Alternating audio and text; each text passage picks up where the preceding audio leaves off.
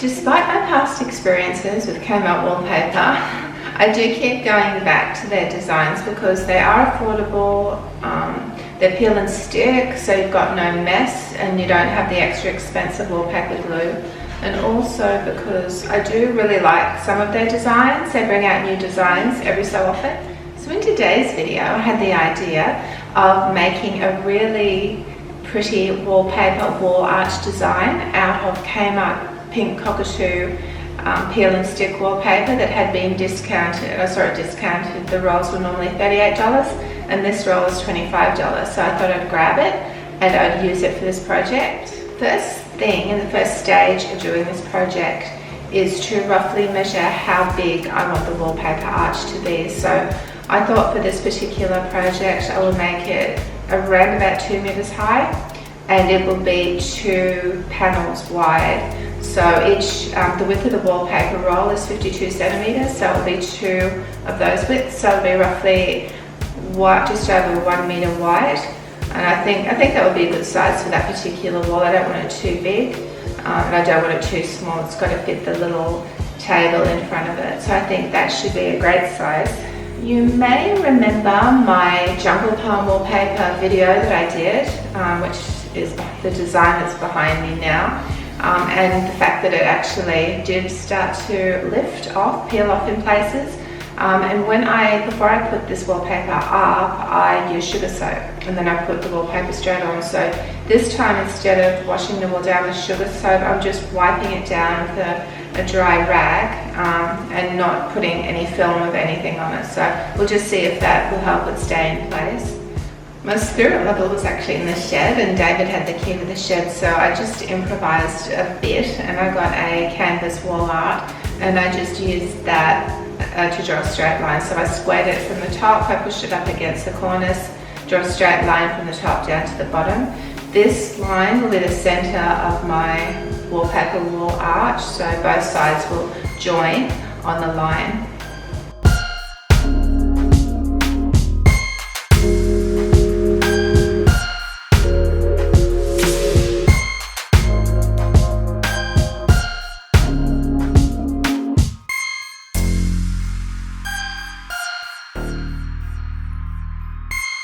I'm just measuring here the first cut, so the first length of wallpaper will be 2 meters, like I said before.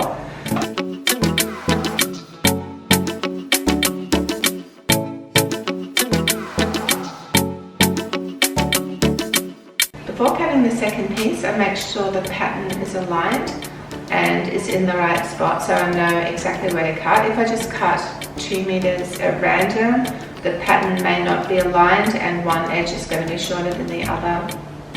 I don't normally do this when I'm putting up the wallpaper, and I never did it for the wallpaper behind me, but because I have to be very precise with the arch when I draw that, I'm just marking out a little 2 millimeter distance from the edge of the wallpaper in so that I have a marking as to where to put the actual wallpaper, where to overlap the wallpaper, because the wallpaper, when you join, can't just be butted up against each other, it has to actually be overlapping.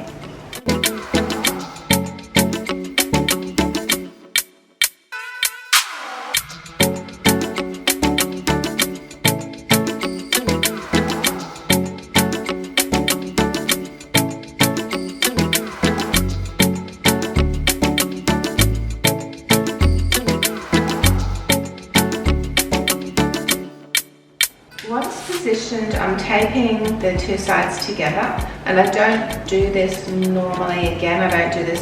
I just will put the wallpaper up on the wall. But in this instance, because I am doing the arch and I'm drawing the arch, it needs to be precise and the pieces need to be in the exact spot when I'm drawing the arch shape at the top of the wallpaper.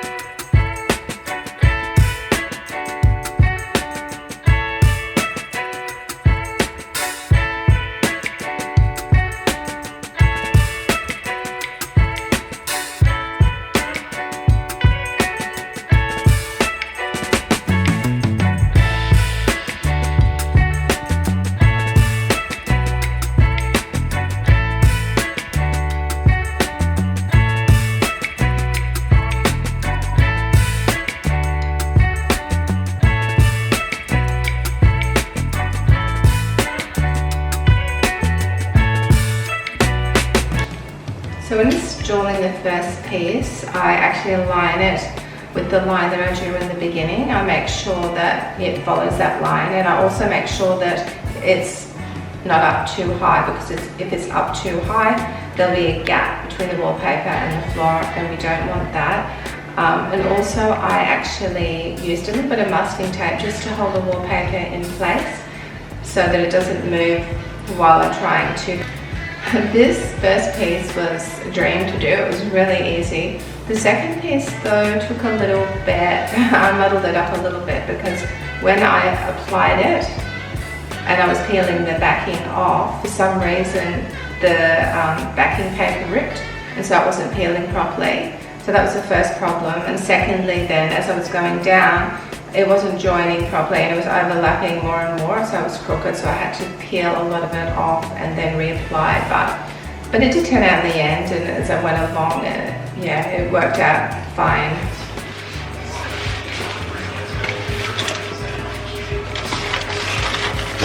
What happened? Oh, it's like stuck a bit here. You might want to look at it. I can look at it.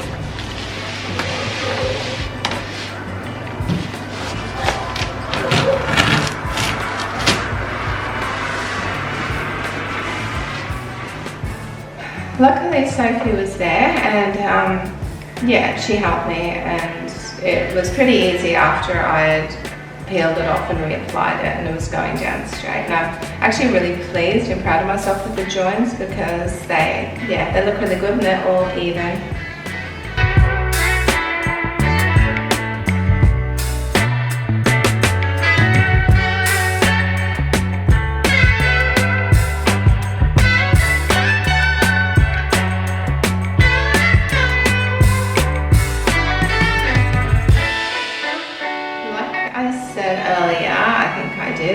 I'll be using my little pink upcycle table that I did, and I'll be putting that in front of the arch. So I'll be putting that in, I'm putting a nice green palm, faux palm, and I'll also be putting out my little raffia mirror that I made. And yeah, I think it just makes a boring little white plain wall look really pretty and look really interesting.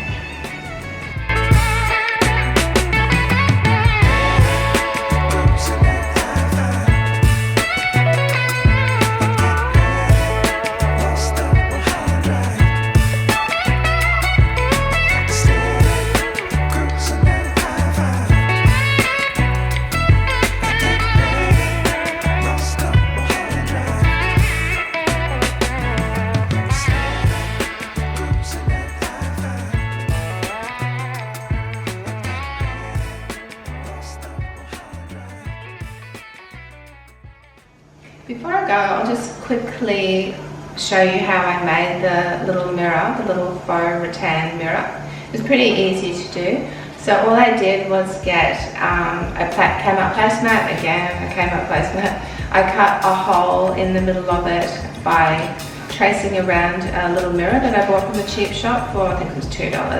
And then I cut a hole in the placemat. After doing that, I just wrapped some paper raffia that I bought from Spotlight around it until it was all covered. I slipped the mirror in the middle, and then just to even it up around the mirror, it was a little bit uneven where I cut, I put on a little paper ruffle frill that I got from Kmart. I think it was a couple of dollars. I don't know whether they still have them, but I think they do actually. I think I saw one the other day. And yeah, I just think it's a cute, pretty easy little craft project to do, and it turned out really well.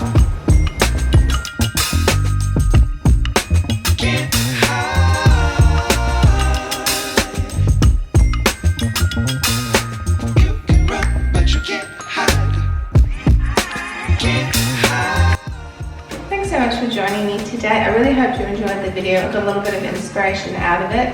If you like these types of videos, and I do a lot of upcycles on small furniture pieces as well, please subscribe, turn on your post notifications, and hopefully I'll see you in next week's video. Bye!